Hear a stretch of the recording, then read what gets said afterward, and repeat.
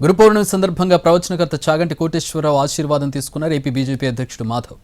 కాకినాడలో గోశాలకు వెళ్లి చాగంటిని కలిశారు మాధవ్ దంపతులు. ధర్మవ్యాప్తిలో మాధవ్ విజయం సాధించాలని ఆశీర్వదించారు చాగంటి కోటేశ్వరరావు.